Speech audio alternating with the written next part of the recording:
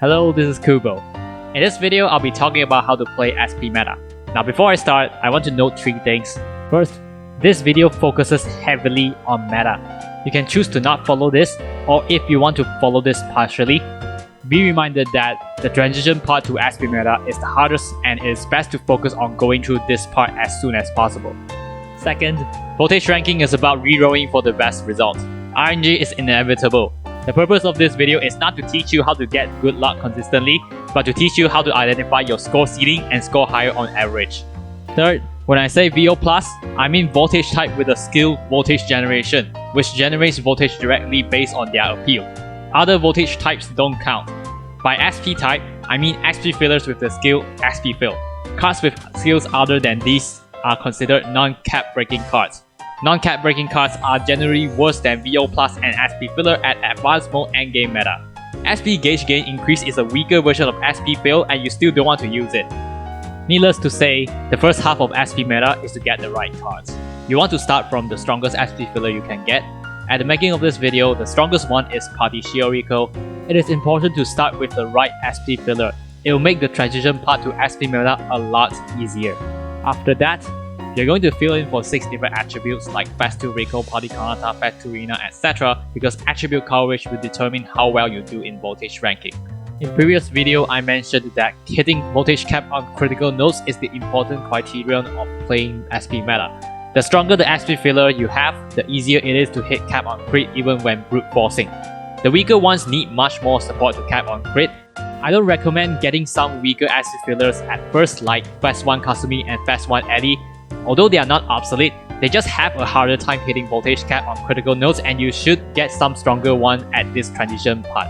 If you somehow manage to hit cap on crit with these cards even at brute forcing, then they will work too. But based on my experience, at the transition stage you will have a hard time getting these weaker cards cap on crit. Also, there is a mistake I see where players force their team to be like whales. If you have Party Kanata and Fast 1 Eddie, don't force yourself to get Halloween Yohane to complete the elegant SP trio. I don't recommend getting a normal gacha SP filler due to how abundant they are, but more importantly, this team will only work in elegant songs. 3 SP team has a hard time capping on crit and require lots of support. Usually, you can only play triple SP frontline either with attribute bonus or SPL bonus. They will score lower than VO SP hybrid team in other attributes because they can't hit cap on crit consistently. At this stage, we are brute forcing with the few cards we have, so we rarely play on attribute.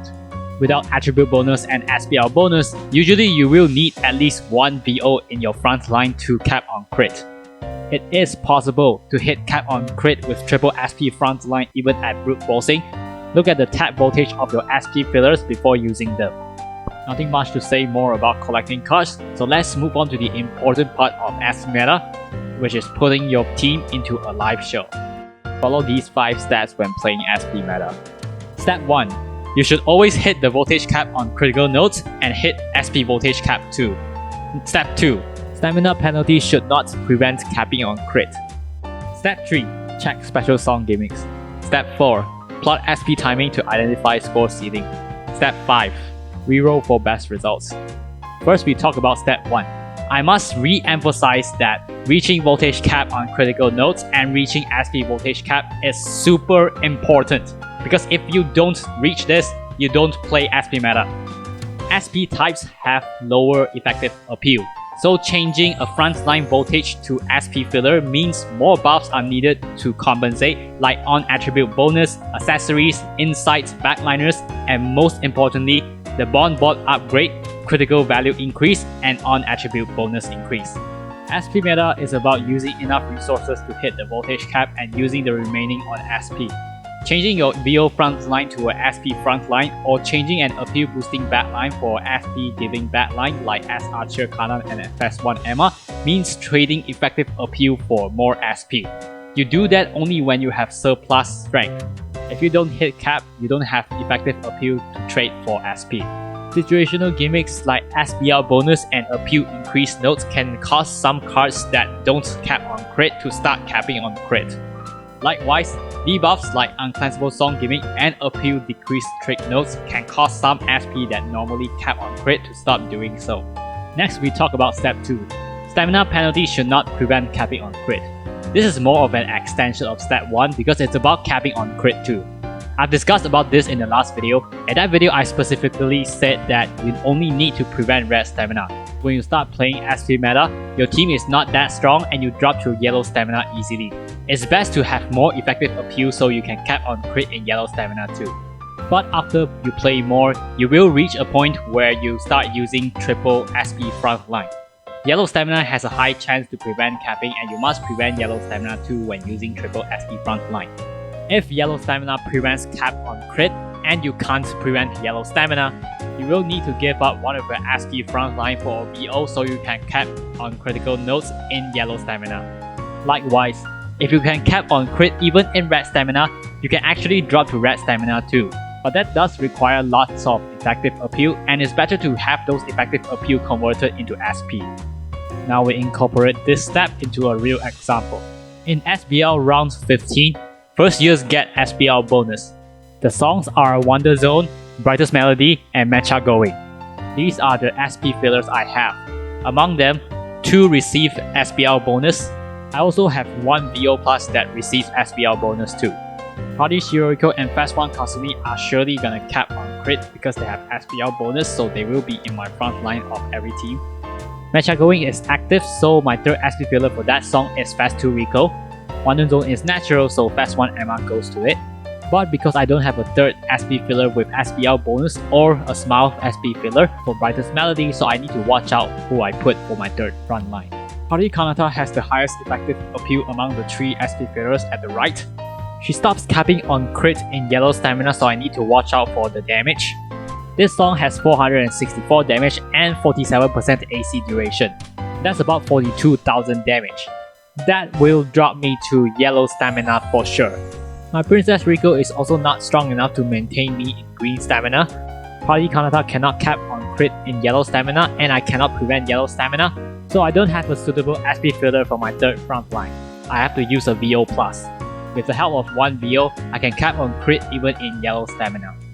Until I upgraded her Born Board, which gives 5% extra crit power and causes her to cap on crit even in yellow stamina.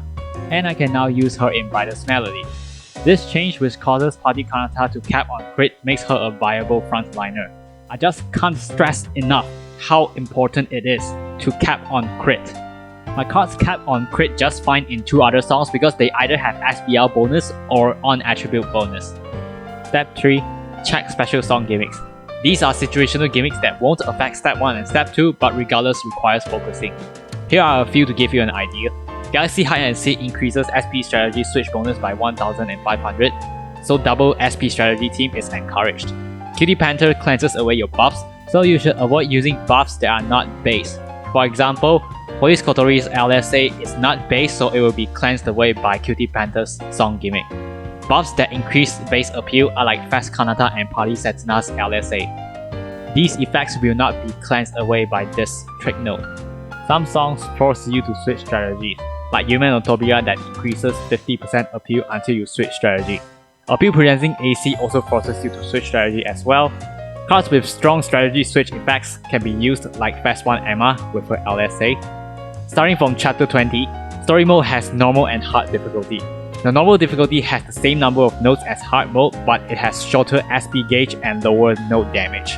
It does have lower AC reward, but if you can compensate this with extra SP procs, you will score higher in story mode than normal. Step 4. Plot SP timing to identify score ceiling. You identify score ceiling based on how many SP procs you can get.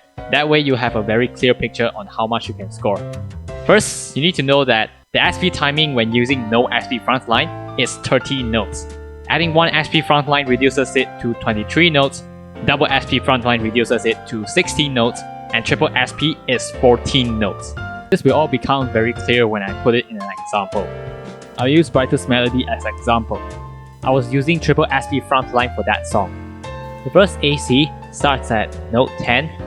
The AC requires 97k voltage, which can be cleared in 2 taps. So I will clear the AC in combo 11 right here and reset my SP gauge. Even if I use triple SP frontline, I cannot get an SP prop from this because the timing for triple SP frontline is 14 notes. Well, whales will use some SP backliners that gives SP at song start, like Dreaming Sheep Hanamaru, Blue Rave Kanan, and Feeling Signal Arena, but at my level, I already used up my backline to make sure my triple SP frontline kept on crit, so I don't have space for those. Now, I can only get one SP proc if I am lucky, but that's not gonna happen very often. After AC1, AC2 is a very long SP AC. A short SP AC is a pain because you have to save your SP or risk failing the AC, but a long SP AC is very flexible. You can proc SP at the first note of the AC or before the final note of the AC. Basically, the AC interval can be as short as until the first note of the AC or as long as before the final note of the AC. The first note of AC2 is 25 notes after clearing AC1. Since the timing of triple SP frontline is 14 notes, the closest I can get is 28 notes, which I can proc my SP twice. So I will clear this AC2 right here at note 40. After I clear AC2 at note 40, I have 58 notes before the next AC. With the timing of 14 notes for triple SP, you can proc SP 4 times. After AC3, there are 41 notes before AC4. 42 notes are required for 3 SP procs, so I expect a risky 3 SP procs here where I might lose 1 SP proc if unlucky. Finally, before song ends, there are 34 notes. That's only enough for 2 SP procs with 6 notes extra. So my SP timing for this song is 0, 2, 4, 3, and 2 times. And I can try and score some lucky SP at the start and at the end of the song. Now here's what happens when I play the song. Based on what I had plotted, starting off I shouldn't get any SP proc, but I'm lucky enough to get one anyway. My SP fillers went nuts on this one. Anyway, after this I should get 2 SPs before I clear the next AC. I'm about to get my SP right here, and then let's fast forward to the start of AC2 where I get an SP at note 2 of the AC. So I clear this AC, I should be getting 4 more SP procs before the next. I should be getting another SP proc within the same AC, which is right here. I got 3 more SP procs left, so let me fast forward a bit. Here's my second SP proc. Here's my third. And here's my fourth SP. I used it to clear the next AC in note 1. Next, my SP timing is 3, so I'll just fast forward to show you all 3 of my SPs. Here's the first one. Here's the second one. And I got my third one before the next AC. This was the risky SP timing that I could have thrown a SP proc away if unlucky. And finally, my final SP timing is 2. I already proc my SP 1 time as shown on screen, and I'm about to get my last one in here. Looks like I get my final SP 4 notes away from song end. The SP timing fits exactly how I plotted it. I got an extra SP at the start, and at the back I didn't really waste any SP at all. It looks like the extra SP I would have gotten at the back kind of shift to the start. This is the ideal run I got out of a few attempts. In other attempts, my SP fillers don't proc at the right timing, that I didn't get enough SP procs in some SP where I should have. Plotting your SP timing is also very important if you want to use SR Cheer Cannon effectively, which I will discuss in the next video. So far, there are 2 songs with very special SP timings, Kimikoko and Mirai Ticket. In Kimikoko, the notes between each AC are between 32 to 36 notes. It fits the timing of no SP or double SP frontline because no SP frontline can activate SP once between each AC, while double SP frontline can activate SP twice. The song is very awkward for single and triple SP frontline. In using 1 SP frontline, you will still get 1 SP, same as using no SP frontline. When using triple SP frontline, you will still get 2 SP, which is the same as using double SP frontline. Almost every AC in Mirai Ticket has about 21 to 27 notes in between. The timing for single SP frontline is 23 notes, so it fits single SP frontline very well. To proc SP twice with triple SP frontline requires 28 notes. It's kinda risky to attempt triple SP frontline, but at least it's not as bad as 0 SP or double SP frontline. With no SP, You cannot proc SP between each AC as it is lower than 30 notes, and since 32 notes are required to proc SP twice with double SP frontline, with AC interval of 21 to 27 notes, double SP frontline will not provide more SP than single SP frontline. In simple words, using a certain number of SP frontline in these two songs will not give you extra SP procs, and you should avoid it. Outward SP timings will be encountered in many songs, but they can be fixed using Cheer Kanan as guest. Cheer Kanan provides 8% of her appeal as SP gauge upon SP proc, but if you use her as guest, her skill will scale from the appeal of your center card instead. Your center card should be the highest appeal in your team, and this effect will certainly give about half of your SP gauge. As such, Cheer Kanan guest is very strong because she can convert the extra SP from outward SP timings into SP procs. From my brightest melody example just now, if I were to use double SP frontline, after clearing AC3, there are 41 notes before the next AC. It is not enough to proc SP 3 times because I need 48 notes to do so, and if I only proc SP twice, there are 9 notes extra. In this case, I can use Cheer Kanan as guest and have her proc here to secure the third SP proc. Now, using double SP frontline in this song will only encounter one outward AC interval, but if you use the wrong number of SP in Kimikoko and Mirai Ticket, you will encounter outward SP timing in between every AC. Because guest ability has a 30 note cooldown, Cheer Kanan cannot help you fix every outward SP timing. With the cooldown and a 30% activation rate, she can only proc a few times. Step 5. Reroll for the best results. Now it does require some luck to get your score ceiling. At this point, there is still something you can do, because there is actually a way to manipulate RNG. That's right, you can get Cheer Kanan and 5% appeal boost LSA to proc when they wouldn't. This method is not almighty because it cannot make a bad run into a good run, it is only there to make the best out of an already good run. RNG manipulation requires a separate video where I explain, but first you need to follow the 4 steps before you can start learning how to manipulate RNG. It especially takes some practice to learn step 4, but step 4 is required if you want to learn how to use Cheer Kanan and manipulate the RNG of her. Here's the summary of each step. After you fill in SP filters of different attributes, starting from the strongest one, have your SP filters hit the voltage cap on critical notes and SP voltage cap by utilizing accessories, insights, backliners, and the bomb ball upgrades, critical value increase and on attribute increase. Step 2 is pretty self-explanatory and is an extension of step 1. Stamina penalties should not prevent capping. Previous 2 videos of the series already covered how to deal with high stamina damage. I wish my guideline for step 3 can be more specific, but the optimal build varies heavily from song to song. As for step 4, remember the SP timing. 0 SP frontline SP timing is 30 notes, 1 SP frontline is 23 notes, double SP frontline is 16 notes, and triple SP frontline is 14 notes. Step 5, rerolling for the best results is about RNG manipulation and requires a separate video to explain. That's all for this video. If you like this video, do like, subscribe, ring the bell, follow my Twitter and Reddit accounts, support me in Patreon or Ko-fi, join my Discord server.